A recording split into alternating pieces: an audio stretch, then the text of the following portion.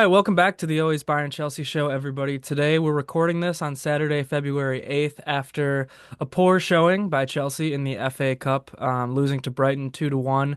And yesterday, Friday Night Lights, Bayern Munich beat Werder Bremen 3-0 in the Bundesliga, which might end up being an important win for them. But we'll talk about that all. And before we begin, yes, this is another video episode, so check it out on YouTube. Subscribe to the YouTube channel to be part of that 100 subscriber special. Comment down below on the videos, and if you comment and you're a subscriber, we'll either give you that 5 minutes of air or I'll ship over some Bayern Munich cards, I guess. We'll let the winner choose. How do you feel about that?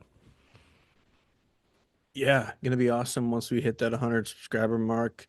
Just crossed 600 over on TikTok as well, so give us a follow over there. We have been posting a lot of these video snips from our video podcasts, so definitely follow us on everything because there's a lot of stuff to talk about and consume as always in the football world. Yep. Twitter too, at alwaysbayche. Yeah, we've been putting in a lot of work. You've been doing great work on those snips, so that's important these days. A lot of people consume stuff in short form media, but if you want longer form, you know, here we are, providing you with a full breakdown of the weekend's matches. And yeah, why don't we just jump right in and start with Bayern Munich? Does that sound good? Yeah, Bayern Munich with a Friday afternoon match over here in the States, Friday evening in the beautiful country of Germany, where my ancestors came from. So, yeah, your typical Friday match, which I don't always love as a fan, seeing that I do have a job during the day, but it's kind of exciting at the same time because it's not as typical as normal.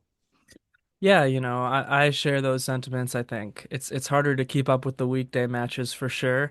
And something about that Saturday morning, getting a cup of coffee, or if you're down at the beer hall, a liter, pick your poison, I suppose, and filling up on one of those two things and just starting the day off right. I really like. It's given me motivation to wake up earlier on these weekends and whatnot. So, but nonetheless, this one was a Friday match, and if you are maybe a Bundesliga regular or yeah, I don't know, someone who's into that type of thing, it might not have been the worst one to miss. The first half was super uneventful, and luckily Bayern turned things on in the second half, and got the job done. But yeah, we'll talk about it all, and I'll just start off by running down the lineup from Company. Relatively standard lineup, not really many unexpected changes. But you had Manuel Neuer in between the sticks, Sasha Bouet at right back. That was maybe someone who you might not have expected, as Company seems to like Laimer back there. But you saw Upa and Kim as the center backs, like always. You saw Rafa Guerrero at the left back. And then Joshua Kimmich, Alexander Pavlovich in the midfield, Michael Olise at the right wing, Jamal Musiala at the 10, Kingsley Coman at the left wing, Harry Kane at the 9. Any thoughts on from you on that lineup? Like I said, for me it was kind of what I expected, but a few things maybe to mention. Definitely a strong lineup, and I think it's almost becoming clear that company just likes Coman quite a bit at that left wing. Yeah, I agree, and that's I think one spot where I would differ from Company, is I wouldn't be starting Kingsley Coman at the left wing. Uh, the winger situation, man, oh man, and it really wasn't much better in this match. But the wingers are not doing good for Bayern, and it's becoming a problem. Um, Up to the point now where I mentioned this last time, kind of at the back end, but I want to say it straight up out front this time. I think and maybe not in this match against Werder Bremen in the Bundesliga, but some of these big matches coming up, Leverkusen, even Celtic, but potentially later on in the Champions League against Leverkusen or Atletico Madrid if they get past Celtic.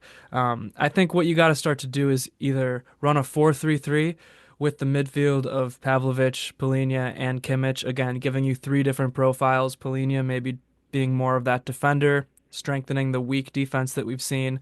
Um, and then just run with Musiala out kind of left, Kane in the center, and Olise on the right side. and kind of space out the attack a little bit more.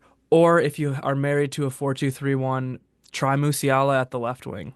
That's just, you know, my opinion. Sure, contract talks are ongoing and Musiala wants to play the 10, so Bayern's really kind of, I don't know, tiptoeing around some issues like that, and they're not going to move him out to left wing, but that's what I would do. Just saying. Yeah, I mean Musiala I always think is great in those tight spaces, but I do kind of agree with your logic on the players that Bayern has. I mean, Musiala ultimately can play anywhere, whereas some of these other left wingers that aren't doing a good job at times almost make your team worse. So certainly something for company to consider. Yeah, and I think that's where I'll start when I start to break down this match is, beginning of the match, we saw, well, throughout the match, we saw three or four, I think four, but beginning of the match, we saw, two or three um, balls that Kingsley Coman just completely skied. And I don't want to just totally, like, you know, rip on this guy because I like Coman as a leader. I like him as a guy, and I like a lot of the attributes he has as a player. He can burn a defender. He does it left and right. He'll burn defenders. He tracks back in such a great way, and he plays defense where you have Guerrero at the left back position right now. Guerrero's a total defensive liability. Again, I like some of the things Guerrero brings going forward, but he's a defensive liability, and Coman kind of shores up things back there when Guerrero's nowhere to be found or just positionally struggling. But man, as an attacker, Coman just is not good enough for this Bayern team right now. It's sad because he's been an important part of the club's history, but some of the balls that he skied in this match were laughable. He ended up having one that was really close that I think was the one that you saw and you texted me about, and that was actually a decent shot. But prior to that one, eighth minute, maybe sixth minute, maybe 10th minute ish, he skied multiple balls so far over the net. When you have a Harry Kane streaking into the box, it's just unacceptable. Yeah, Coman definitely needs to figure it out, especially if he's going to be getting more time as it seems like company's trying to give him. So, am I super worried? Maybe not yet in terms of the league for Bayern because they're talented enough and I still think they'll be fine there. But if you want to do well in the Champions League, you're certainly going to need to see better performances in total from a lot of these guys, and Coman's at the top of that list. Yeah, that's kind of what I'm talking about because, we've seen it all year from Company. He dominates these most of these Bundesliga matches. I mean, Bayern has what is it, 54 points now in 21 or 22 games or something like that. Um, but every time there's a big test, the Pokal match against Leverkusen, Villa, Barca in the Champions League, even Feyenoord in the Champions League, and some of these, Leverkusen in the Bundesliga, Frankfurt in the Bundesliga in the first half, Dortmund in the Bundesliga in the first half, all these matches that are big tests, Company isn't necessarily doing enough, and the players, maybe even more so than the coach, are not doing enough. So that's kind of what I'm talking about here. Bayern Munich has huge aspirations this year in the Champions League. The final is in Munich, so they want to be there. And right now, with the way that this attack is playing, really bar Kane, um, it's probably not enough to win them the Champions League. Now, I like what I see out of Musiala and Olise most of the time as well, so they're kind of excluded in this conversation, but even both of them haven't been amazing lately, so yeah, I don't know. And it's just that's kind of how the match started. It was frustrating because we saw a lot of missed chances, and I guess as far as Bremen goes, they weren't doing anything either. So they had a couple chances that they kind of squandered in the first half, but yeah, really not much to mention in that first half except for poor wing play by Bayern. So how are Bremen 11th in the league when they had zero shots last time against Bayern, two shots in this match? Because to me, that seems like just a dead weight team. Yeah, well, they were actually eighth even going into this match, and they're in that spot in the table that, I just say 11th through 4th. I don't know if it's changed after this match day or whatever, but 11th through 4th in the Bundesliga has been separated by like 4 points for a super long stretch of time. It's really close in there. And actually, Bremen for this match, half their team got a red card after the match ended last week against Mainz. That was one that I watched. Really wild match. They ended up winning 1-0. But after the match, there was some fireworks. The ref just lost control of the match. Red cards everywhere, all around. But yeah, their captain wasn't there in this one. Their center back, their coach got a red card, and so they were missing a ton of key pieces in this match in particular. First match of the year, I think Bayern just overpowered them. That was when Bayern's attack was kind of firing on all cylinders. Their line was so high, and they were just boom, boom, boom, boom. Now Bayern's kind of slowed off, but this weakened team that, Bremen was without some of their key players just wasn't enough to keep up with Bayern. That's how I'd answer that. Yeah, I mean, again, I'll go back to this, which we've talked about here. It's been the case for weeks now, but it it's almost as if we're saying Bayern's attack is weaker, but really it's just that finishing again because I look and it's eight big chances over 4 xG. So as we do move into that second half, you start to see more of those chances, and some of them do end up falling. Some of that xG can of course be attributed to a couple penalties, but still eight big chances. So you're generating some of that. And then the finishing clearly might not be totally there. Yeah, that's really what it is. Because Bayern dominates these matches in terms of possession. Even in the Champions League, some of these matches that they lost, and some of these draws in the Bundesliga, they're always dominating possession. And I think a key point to that is how good their midfield is, especially in this match. Their midfield is the reason Bayern won the match, in my opinion. Kimmich and Pavlovic just dominated the match. They completely controlled flow of play, pace, just everything. Pavlovic, if you look at his stats in this match, he's getting back to where he was before his injury with whatever 95% passing accuracy and probably 100% on his long balls and Kimmich is the one who's really dictating the flow of the match as well. So that's why Bayern is able to dominate possession and really kind of rack up the XG, in my opinion. It's because of that midfield.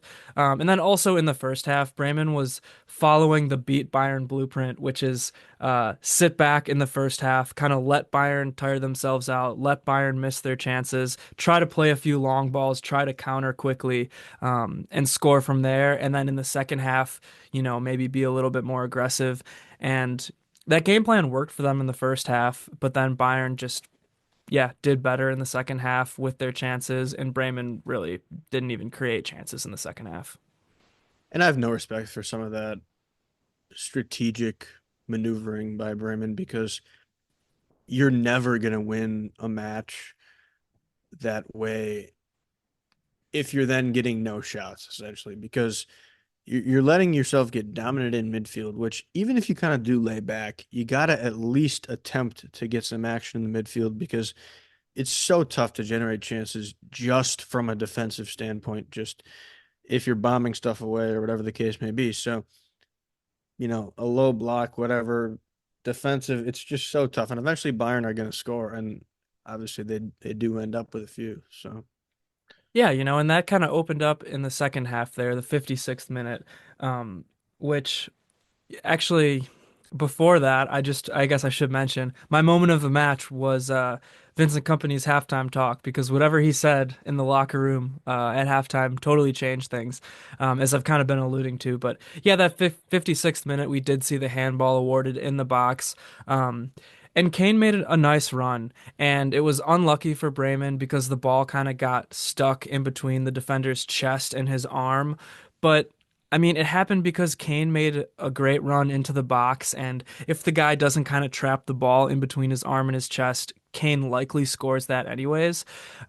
So, you know, deserved penalty for Bayern, but unlucky for Bremen because that is kind of, you know, in hindsight, that's where the match ends because again, with the style that we talked about that they were playing, you're almost playing for a draw, but you're certainly playing for that first goal. And when Bayern gets that first goal and you're not generating chances, it's like, that's it.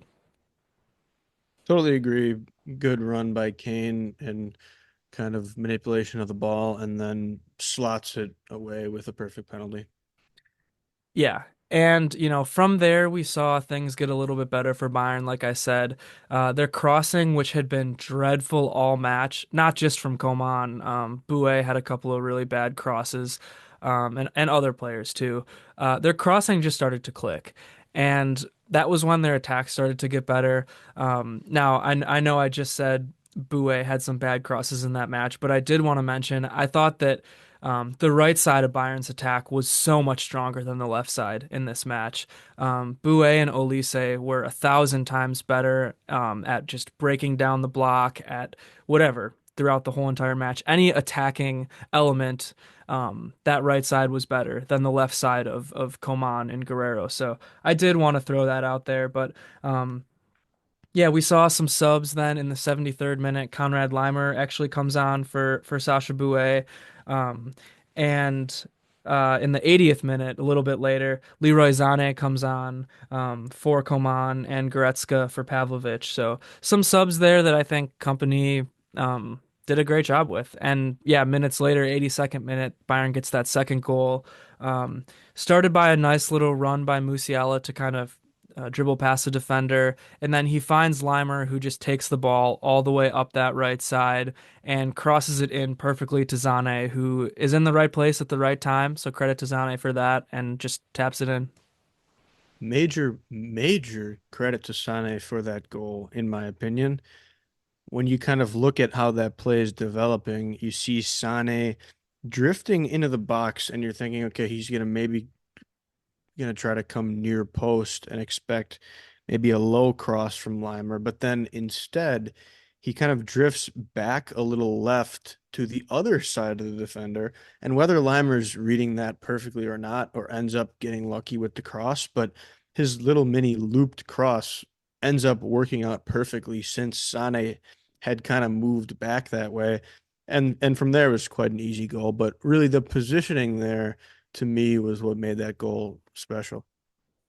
Yeah, and that's kind of, that's the attacking mindset that we saw from Bayern in the second half. It was runs like that, and you know, not all of them went in. Kane actually missed a couple that I thought he could have, and on another day definitely does make.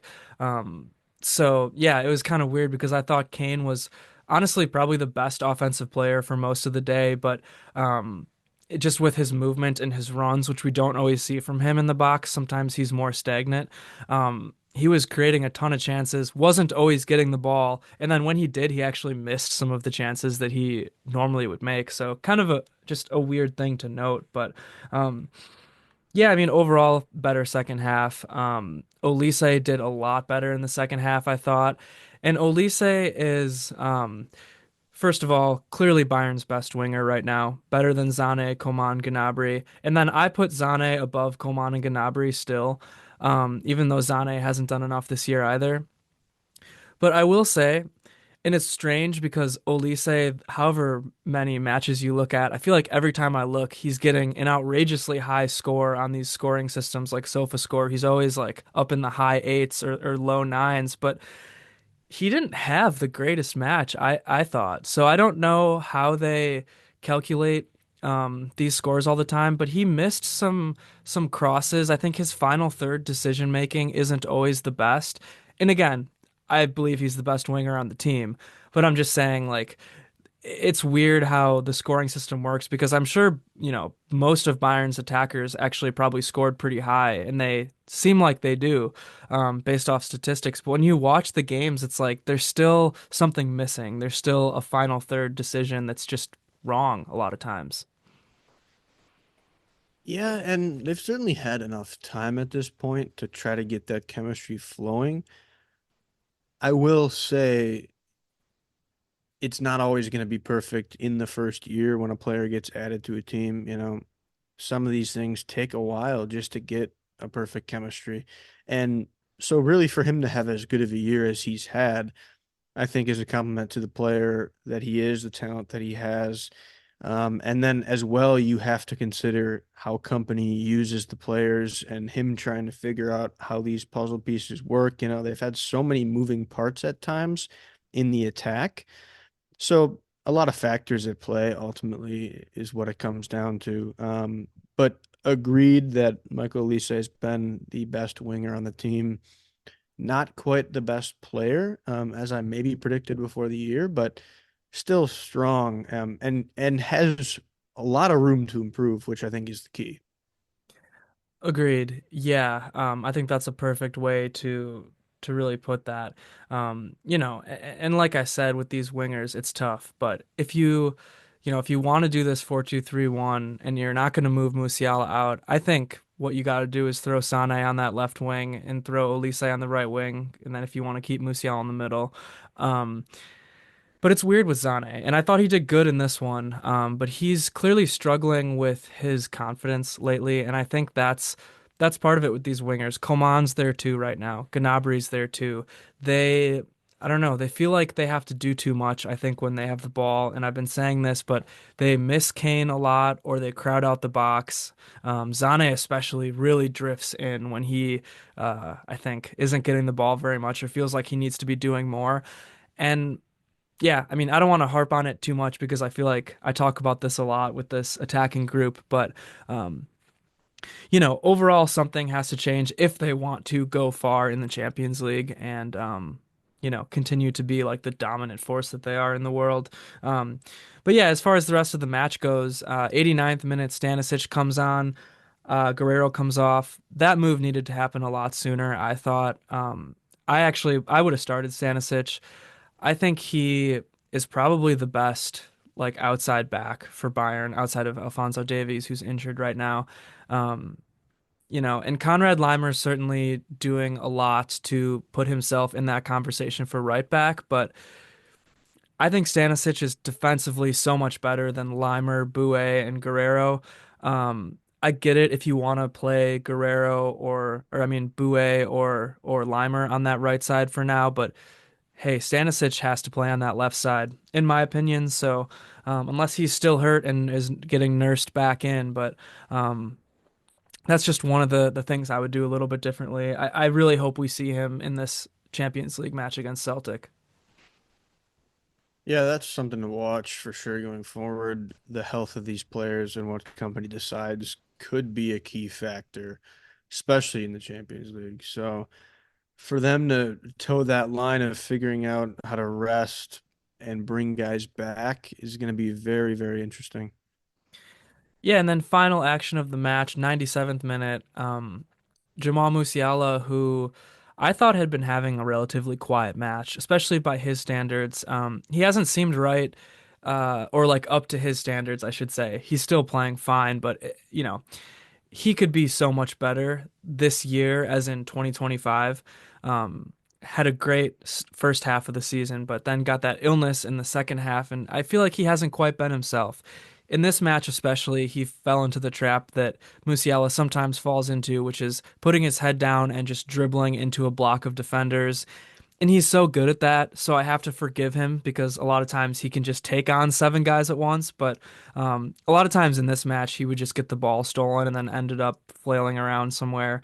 But anyways, in the 97th minute, the opposite happened, and he pretty much just blew through the entire defense, took on, I don't know, four or five guys at once, and got past all of them. And the last ditch effort for Bremen was to take him down in the box, which resulted in a penalty. Um, and Kane scored that 3-0. Match is over. That's how it ends. And another good pen by Kane has not missed. He's up over 20 now in the Bundesliga, so good for him. And there's got to be a record at some point being set, or if he already has it. Yeah, he hasn't missed for Bayern. I think he's maybe 27 in a row now. I mean, obviously counting last year too. Um, yeah, for Bayern and I mean, what can you say? He's as automatic as they come from the spot, which, I guess call him a pen merchant if you want, but it's part of the game and he deserved to take those two and like there's something to be said about having somebody who's that sure from the spot. I think it kind of goes underrated a little bit. Still got to make him every time. I will just throw out here my match awards for the Bayern match. Kane, man of the match for scoring that brace. Like I said, I really liked his movement on the day, even though he did lack in finishing a little bit. Um, and then Robin, I wanted to give it to either Kimmich or Pavlovic. I'll give it to both of them as the midfield because, like I mentioned in the beginning of the episode, they dominated the match. Um, Underrated player. I'll give it to Zane or Laimer for kind of coming in and providing that little fiery spark to get that second goal. And defender of the match is Upamecano. I did want to just say a few things about Upamecano because I think he is having a very underrated season. You know, Bayern's back line plays a very risky way, and you're asking a lot of your center backs. And honestly, quite frankly, I don't think we've seen enough out of Kim to warrant, the way that they play. Kim makes a lot of horrible positioning decisions, which essentially lead to goals. And Upamecano has kind of stepped up and been that leader. Yes, he's prone to mistakes sometimes in big moments too, especially if you run him 90 minutes every match in this super aggressive format. I think it's bound to happen. But I wanted to give him a shout out because I think, especially with a stronger partner, he could be, an incredible center back. And he's already having a great underrated year overall. Yeah, Upamecano, who has been rumored to be in talks for contract extension with Bayern, saw that I think this morning. But I did want to give a man of the match for the double wins that Bayern had against Werder Bremen, and that man of the match is a man that has a large head, as was discussed earlier today, and it's Vincent Kompany because no matter what, if you play two matches against a team and they have two shots in total in those two matches, you're doing something right tactically. So credit to him. Yeah, that's fair enough. And I do think that it's important to mention that Bayern has 54 points in 21 games right now in the Bundesliga. You go over and look at La Liga, you go over and look at the Premier League. I don't know exactly what it's like in Italy or in France in terms of points, but um, and it's not saying companies the Bundesliga god. The Bundesliga is weaker this year than it was last year. I think that's really not up for debate just because of how much Leverkusen has dropped off. I will say I think that middle part of the table in the Bundesliga is still strong. Um, and you got some feisty little teams like St. Pauli down there that can always provide shocks. I mean, even Kiel was providing shocks at different points in this year. So that's one thing that I think maybe doesn't get talked about enough in global football is that Company has a hell of a lot of points with only 21 games in the Bundesliga.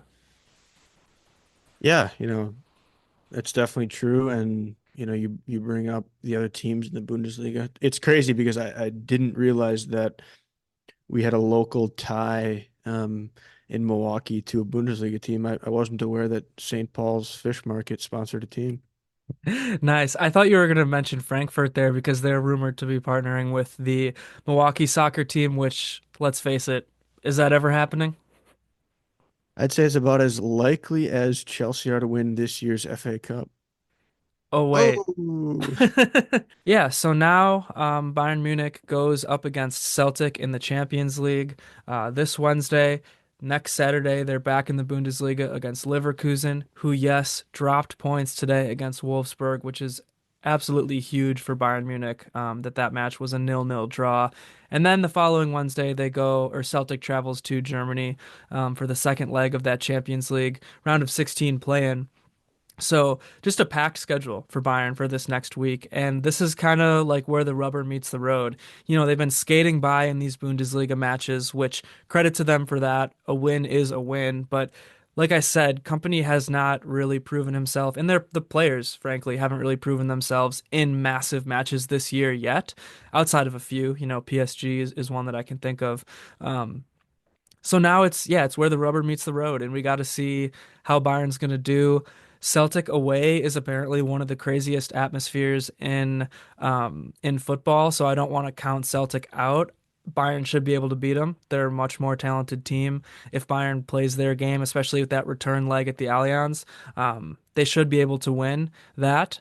But again, I don't want to count anything out, even though Leverkusen is kind of like almost at times it seems like they're playing for the Champions League, which with these lineups that they're putting out there, not their best players all the time. Um, I don't want to count them out for the league either. I'll go ahead and count out every other team in the Bundesliga, but I don't want to count out Leverkusen. So especially if Leverkusen wins at the Bayer Arena next Saturday. But yeah, either way, it's just a packed schedule coming up, and I'm really excited about it.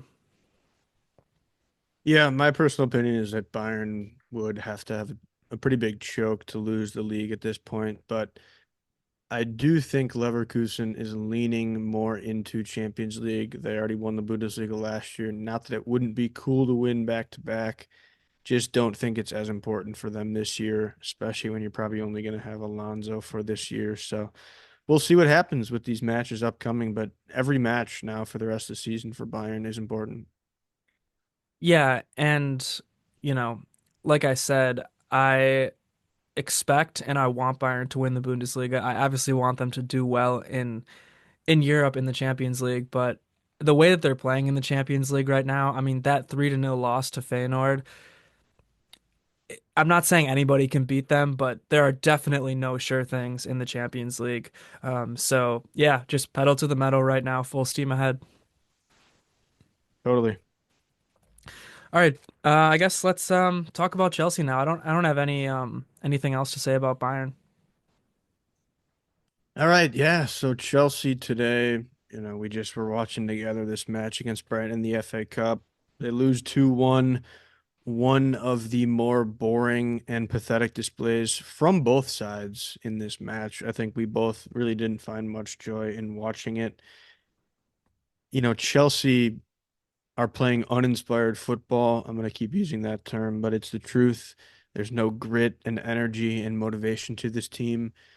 And Maresca isn't doing things tactically that we were hoping he would. So overall, not great. I will quickly run through what Chelsea lined up with today. I came in seeing it thinking it was a pretty solid lineup. I was mistaken, but they had Sanchez, Cucurella, Chalaba, Tosin, Gusto. Ugh, just disgusting. KDH, who I predicted might get in, Caicedo, and then Sancho, Palmer, Neto, and Kunku in attack. All uninspiring. Yeah, and extremely uninspiring for me because I was 10 minutes late to the match at your place, watching the match at your place, and um, yeah, missed both of those first two goals that happened right away. So, um, yeah, I pretty much agree with everything you said. Maresca really has to figure things out. These players have to show more heart, frankly, more character, because they looked so lackadaisical today. Even when they were down, they didn't look like they tried until stoppage time.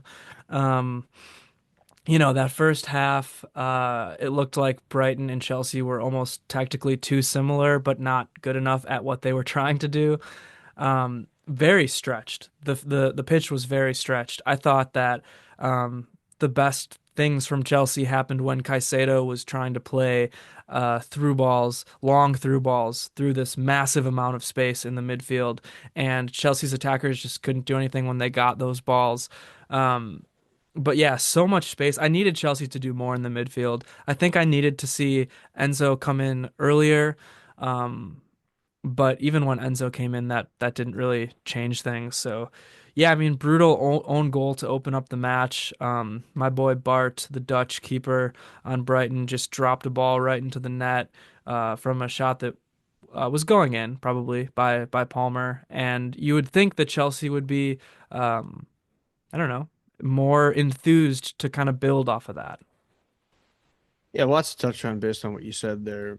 The first point being that Caicedo was the only bright spot, and the only positive signs of attack that we did see were, as you mentioned, those balls over the top that Caicedo would attempt, and then either KDH, Palmer, Neto, or Nkunku would find some way to screw it up after being delivered what was a pretty solid ball. So that was disappointing.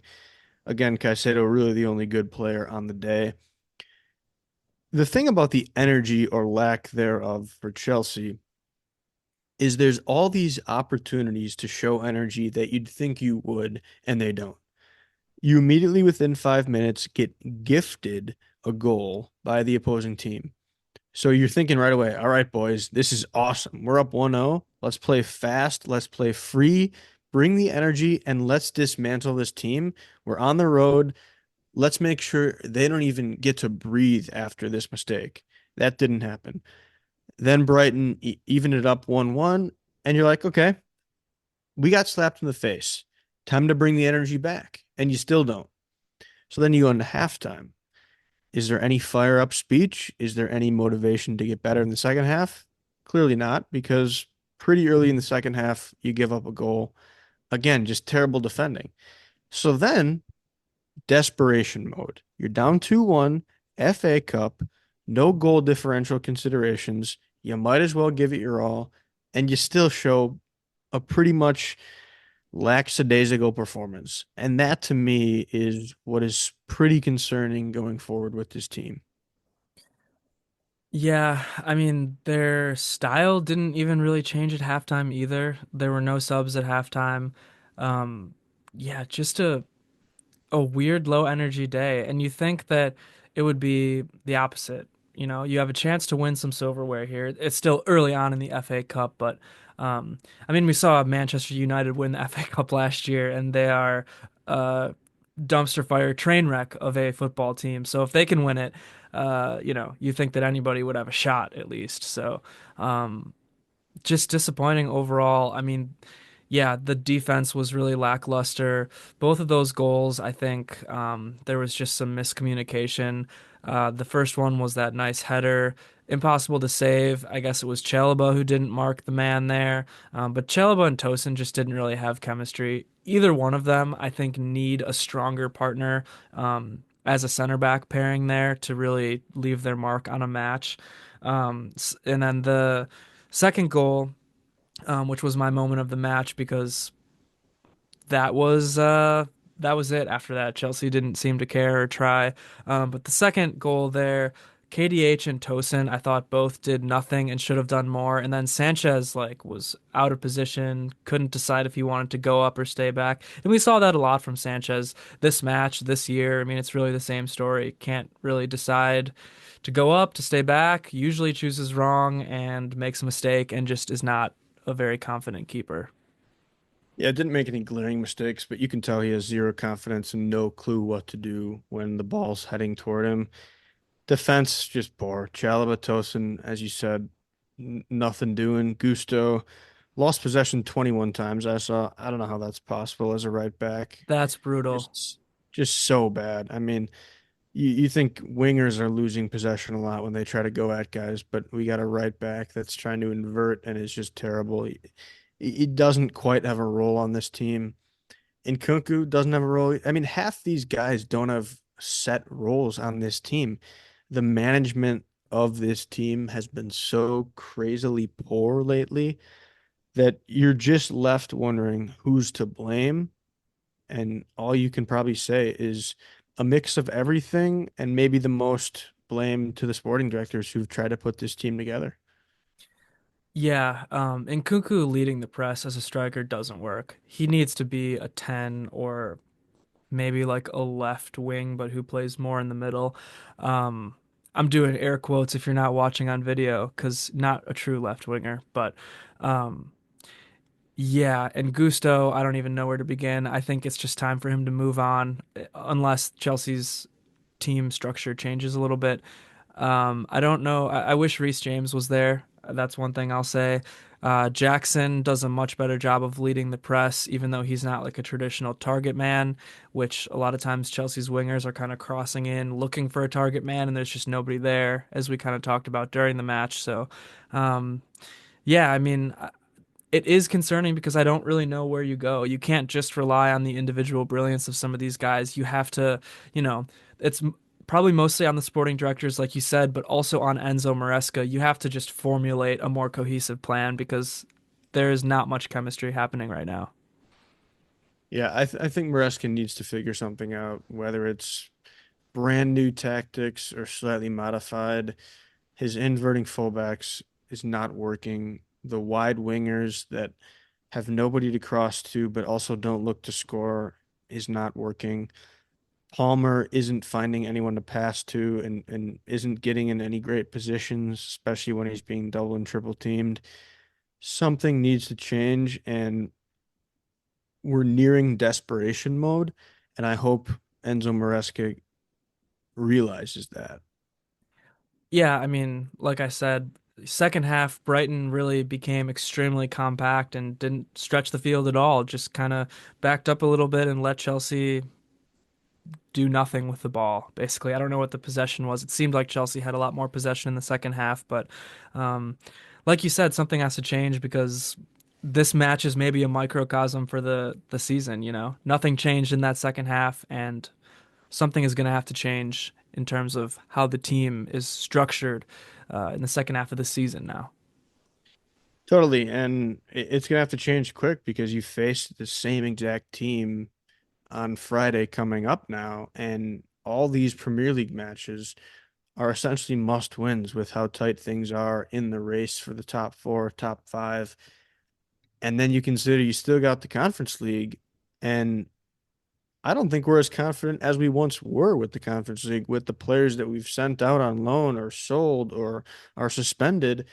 I don't know. It's such an interesting spot to be if you're Chelsea right now. Yeah, you got to win the Conference League, I think. So, any closing thoughts to mention on Chelsea Football Club? Just that I will continue to let it ride, enjoy the season as much as I can. You know, it brings me joy, this team still, even though it's been tough lately. So yeah, I'm just gonna do that, and I do still have faith that we will get trophies at some point. That faith is waning at times, but there's talent on this team, and I know that if something clicks, they can be special. Do they change their lineup for Brighton in the Premier League now after what we If saw they today? if they don't, I won't watch the match. All right, fair enough. We might have to end it there.